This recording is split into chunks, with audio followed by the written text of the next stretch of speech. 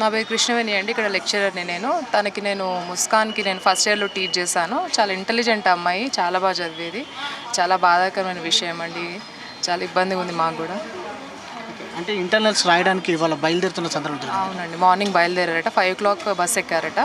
మొత్తం మా కాలేజ్కి సంబంధించి నలుగురు కూడా. నువ్వు చెప్పమ్మా.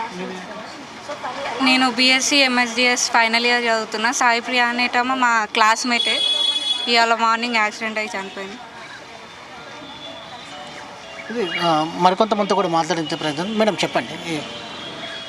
ఇలాంటి సంఘటనలన్నీ కొంచెం చాలా డిస్టర్బింగ్ అండ్ అన్ఫార్చునేట్ అండి. పిల్లలు చదువుకునే పిల్లలకి గవర్నమెంట్తో పాటు ఎవరైతే వెహికల్స్ ఓనర్స్ ఉన్నారో వాళ్ళు కూడా కొంచెం రెస్పాన్సిబుల్గా బిహేవ్ చేయాలి. అండ్ ఈ మధ్యకాలంలో ఇలాంటి యాక్సిడెంట్స్ చాలా వింటున్నాము. అండ్ మా కాలేజ్ పిల్లలు 3 ఇలా అవ్వటం అండ్ ఎగ్జామ్స్ రోజు పిల్లలు మేమందరం చాలా డిస్టర్బ్డ్గా ఉన్నాము.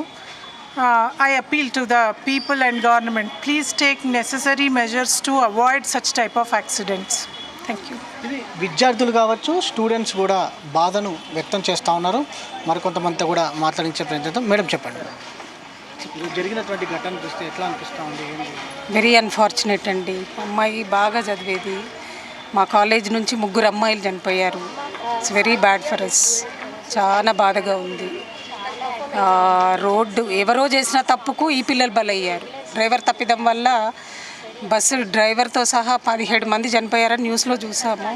అందులో మా స్టూడెంట్స్ 3 ఉండడము వెరీ అన్ఫార్చునేట్. చాలా బాధగా ఉంది. We are unable to speak sir.